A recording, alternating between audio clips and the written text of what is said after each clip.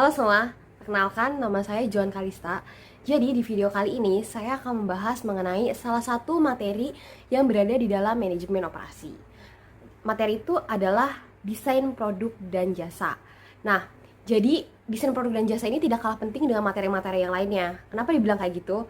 Karena desain produk dan jasa ini langsung menyangkut kepada produknya itu sendiri. Oleh karena itu, kenapa disebut materi ini itu sangat penting. Oke, jadi pastiin terus kalian buat nonton videonya. Oke, nah jadi materi yang akan kita bahas pertama itu mengenai siklus hidup produk. Nah, produk juga ini memiliki siklus hidupnya sendiri. Kalian bisa lihat ada grafik di sebelah sini. Nah, grafik ini menunjukkan siklus hidup dari produk itu sendiri. Di mana di sini itu ada 4 fase. Fase yang pertama itu fase perkenalan. Fase yang kedua itu fase pertumbuhan. Fase yang ketiga itu fase kematangan. Fase yang keempat itu fase penurunan. Nah, di fase yang pertama, fase perkenalan itu, kan kita sebagai perusahaan ingin menjual produk baru. Jadi di tahap ini kita tuh memperkenalkan produk apa yang bakal kita jual, biar konsumen atau masyarakat tuh tahu kita tuh mau jual produknya itu seperti apa. Nah, di sini juga kita tuh bisa ngelihat kondisi pasarnya. Jadi apa sih sebenarnya yang lagi dibutuhin sama masyarakat, kayak gitu. Terus di tahap ini juga kita tuh bisa melakukan kayak pengembangan produk. Sebenarnya butuh nggak sih produk ini tuh dilakukan pengembangan-pengembangan lagi, kayak gitu. Terus di tahap ini juga ada 4 strategi.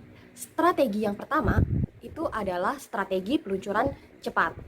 Nah, di strategi peluncuran cepat ini kita menjual produk kita itu dengan harga yang tinggi dan promosinya juga tinggi, gitu. Terus strategi yang kedua itu adalah strategi peluncuran lambat. Jadi strategi peluncuran lambat ini kita menjual produknya itu dengan harga yang tinggi tapi promosinya yang rendah, agar ketika kita memperoleh keuntungan itu bisa menekan biaya promosi-promosinya gitu. Terus strategi yang ketiga itu strategi penetrasi cepat. Nah, di strategi penetrasi cepat ini kita itu menjual produk dengan harga yang rendah tapi promosinya yang tinggi gitu. Terus strategi yang terakhir itu adalah strategi penetrasi lambat. Nah, di strategi penetrasi lambat ini kita menjual produk dengan harga yang rendah dan juga promosinya juga rendah gitu. Nah, tadi kan kita sudah bahas mengenai fase perkenalan. Nah, fase yang kedua itu adalah fase pertumbuhan. Di fase ini kan produk kita ini tuh sudah mulai dikenal oleh masyarakat. Biasanya fase ini tuh kita sudah memiliki desain yang tetap gitu. Nah, di dalam fase ini juga kita sebagai perusahaan biar nggak kalah saing sama yang lain, kita ini tuh harus mempunyai ciri khasnya tersendiri. Jadi kita harus terus melakukan kayak pengembangan-pengembangan kualitasnya gitu. Nah, fase yang ketiga ini adalah fase kematangan. Di fase ini kan produk kita ini udah mulai nih dikenal sama orang lain. Nah, biasanya muncul para pesaing-pesaing yang menjual produknya itu tuh gak beda jauh sama produk kita. Nah, kita kan sebagai perusahaan ini tuh biar gak kalah saing sama yang lain, kita ini harus terus-terusan melakukan inovasi-inovasi gitu. Nah, di fase yang keempat itu adalah fase penurunan, dimana biasanya kan orang-orang itu udah mulai bosen nih sama produk yang kita jual. Nah, di fase ini tuh gimana sih caranya perusahaan biar produknya ini tuh tetap bertahan gitu di pasaran tuh tetap bertahan. Nah, salah satunya itu adalah kita melakukan inovasi atau menambah varian kayak gitu atau mengubah produknya tuh. Oke, lanjut materi yang kedua. Nah, kita kan sebagai perusahaan ini kan sudah menjual produk baru nih, ya kan? Nah, ketika kita mau mengembangkan produk, ini ada cara-caranya. Cara yang pertama, kita ini harus punya ide dulu apa yang mau kita kembangin dari produk ini sendiri gitu. Terus yang kedua itu permintaan. Jadi kita ngelihat masyarakat itu sekarang ini lagi butuh apa. Terus kalau misalnya kita jual produk ini tuh bermanfaat nggak buat masyarakatnya gitu. Terus yang ketiga itu spesifikasi fungsional. Nah, spesifikasi fungsional ini maksudnya itu adalah produk kita ini tuh manfaatnya itu apa, fungsinya itu tuh apa, kayak gitu.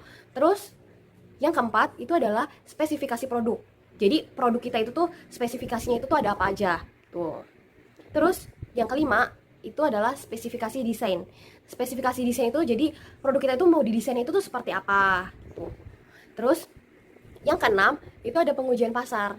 Nah, kita tuh melakukan pengujian pasar kayak ke konsumen-konsumen, produk itu mulai dijual sedikit kayak pemberian sampel gitu. Nah, setelah pengujian pasar baru perkenalan ke pasarnya. Nah, setelah itu tahap yang terakhir adalah evaluasi. Nah, di tahap ini itu kita tuh ngelihat sebenarnya produk ini tuh dapat keuntungan gak sih gitu. Terus produk ini tuh diminati masyarakat gak sih, sesuai dengan kebutuhan masyarakat atau enggak. Kita langsung aja ya ke contoh soalnya. Kalian bisa lihat di sebelah sini itu ada contoh soalnya. Nah, di sini kita itu diminta untuk mencari EMV atau nilai uang yang diharapkan. Nah, untuk mencari nilai uang yang diharapkan atau EMV, rumusnya itu adalah probabilitas dikali dengan penjualan yang diharapkan, kemudian dikali lagi dengan harga jual per unitnya. Nah, kemudian ditambah dengan probabilitas dikali dengan penjualan yang diharapkan, dikali lagi dengan harga jual per unitnya. Oke? Kemudian, kalau misalnya kalian udah tahu nih rumusnya, nah itu udah gampang. Kita tinggal masukin aja angka-angka yang ada di soal tadi. Nah, tadi kan di soal ada 2 opsi nih. Opsi yang A dan juga opsi yang B. Kita kerjain dulu satu-satu. Opsi A dulu nih. Opsi A tadi probabilitas harga jualnya, terus penjualan yang diharapkan itu kan ada 2. Nah, kita masukin satu-satu dulu. Yang pertama dulu nih. Probabilitasnya tadi yang pertama berapa? 0,6 kan? Nah, kita masukin 0,6 ke probabilitas. Kemudian kita kali dengan penjualan yang diharapkannya. Tadi penjualan yang diharapkan pertama berapa? 250.000 kan? Nah, kita masukin 250.000. Nah, udah gitu kita kali lagi dengan harga jual per unitnya. Tadi harga jual per unitnya berapa? 200 kan? Kita masukin dulu 200. Nah, udah sampai situ, kita tambahin. Kita lakuin hal yang sama lagi. Tadi probabilitas yang kedua berapa? Probabilitas tadi yang kedua itu 0,4 kan? Kita masukin dulu 0,4. Kita kali lagi dengan penjualannya. Itu 100.000. Kemudian kita kali lagi dengan harga jual per unitnya. Harga jual per unit tadi berapa? 150.000 kan? Nah, udah kita masukin.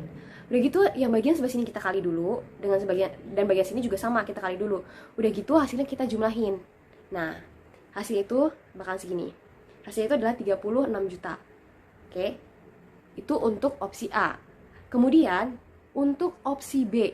Untuk opsi B juga kita lakuin hal yang sama juga. Nah, kita masukin dulu angka-angka yang ada di situ.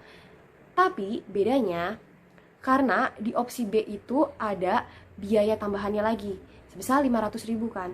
Jadi tadi kan hasilnya nih yang udah dijumlahin itu kita kurang dengan 500.000, oke? Kita kurang dengan 500.000 kan, karena ada biaya lagi tuh tadi di soal. Hasilnya itu adalah, hasil akhirnya itu bakalan segini.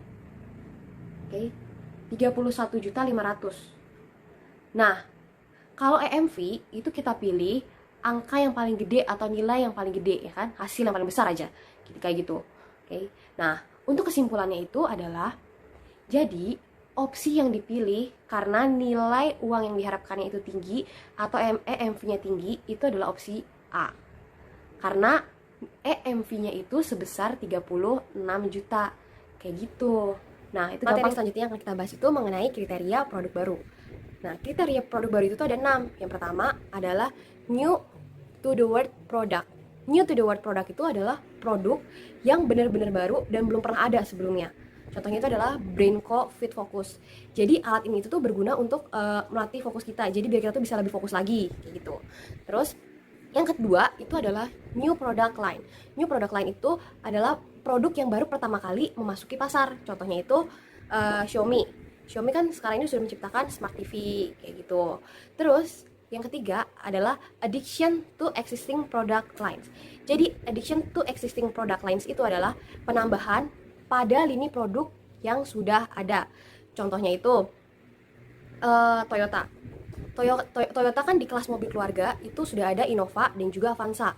Nah, sekarang Toyota ini tuh melakukan penambahan lini produk di mobil keluarga itu adalah Sienta gitu. Terus yang keempat adalah improvement in existing product. Improvement in existing product itu adalah pengembangan produk yang sudah ada. Contohnya itu, kan dulu ini kita ini masang headset itu kan harus langsung dicolok ke HP-nya kan.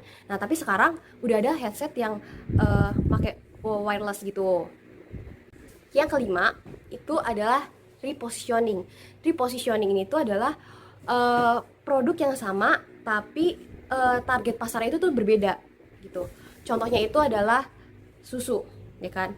Biasanya susu itu tuh ada yang susu buat anak-anak, susu buat anak remaja. Nah, sekarang kan udah ada susu untuk ibu hamil, kayak gitu. Itu kan target pasarnya kan berbeda antara anak dengan ibu hamil, kayak gitu. Yang terakhir itu adalah cost reduction.